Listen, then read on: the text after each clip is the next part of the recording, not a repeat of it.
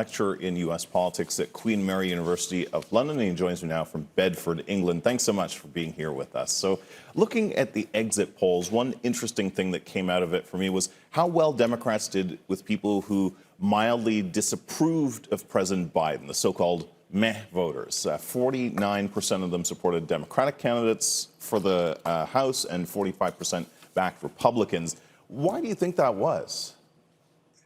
Well, it seems that in some of the races, the president was not necessarily the forefront issue on voters' minds, which, I mean, we have to remember that, once upon a time, midterm elections were just known as elections because they're not the middle of the term of the members of Congress, at the end of the term of members of Congress. It's just that the presidency has often loomed so large. But the thing that struck me about this set of midterm elections is that the quality candidates in different races has mattered, that we've seen split ticket voting. These are things that people said were in decline as America's become more what we call an executive partisan centered system. That is to say that party and the president matter more than else. But I think we've seen a little bit of a pushback against that at this midterm election. The fact that voters didn't seem to punish Biden for his unpopularity or for the economy, all the things that are going wrong. What do you think that will mean for Biden and his presidency, for the next 2 years and maybe for 2024? I think that these results help to stabilize Joe Biden's leadership of the Democratic Party. I mean, I always thought it was quite likely that, indeed very likely, that Biden would be the nominee for the Democrats next time along, so long as he's himself interested in it, which I think he is. I think that the results here remove most doubts of a viable challenger. Biden has shown himself able to hold together a rather disparate Democratic coalition across different parts of the country. And actually, he was able to mobilize certain elements of the Democratic coalition, particularly kind of suburban white voters at this election, who will prove crucial at the next presidential election as well. So I think he gets some brownie points for these results, which are, in relative terms, quite good for him. All right, so then looking at the other side for Donald Trump, he promoted candidates who either lost or are losing winnable elections in key states. So it was a bad night for Trump, but not necessarily for Trumpism in a way, because the Trump wing of the party, the MAGA wing, will have more influence in the House if they get a narrow majority as expected. And already they're threatening to withdraw support for Kevin McCarthy for Speaker, demanding investigations and impeachment. So what kind of compromises do you think McCarthy, if he becomes Speaker, will have to make? This is the paradox of these elections. The Trump-backed candidates underperformed.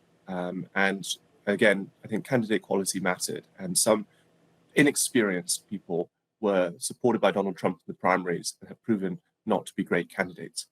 What that means, though, is that the House and the Senate are going to be much closer.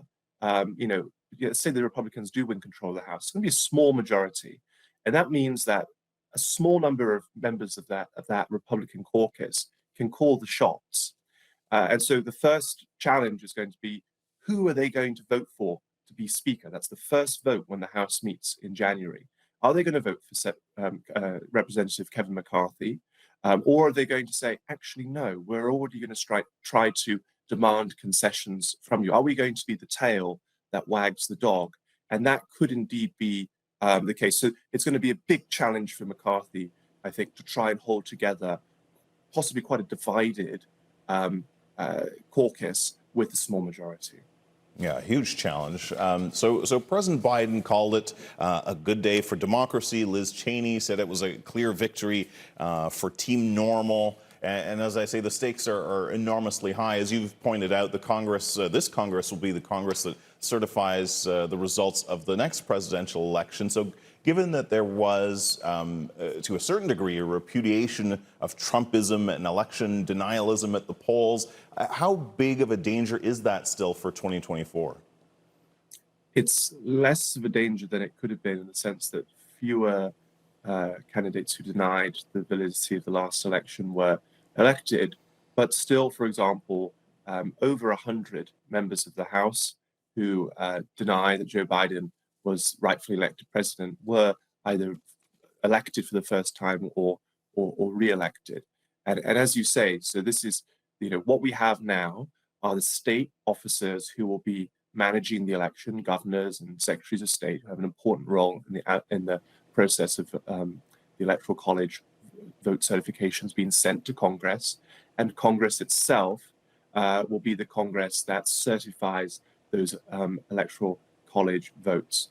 And I think it's really important over the next 2 years that the American public make it very clear to their representatives that they want their representatives to abide by the results of the election, however they may go. I think that is absolutely crucial for the future of American democracy. Yeah, absolutely. I have to agree with that. Richard Johnson in Bedford, England, thank you so much for being with us. Appreciate it. Thank you.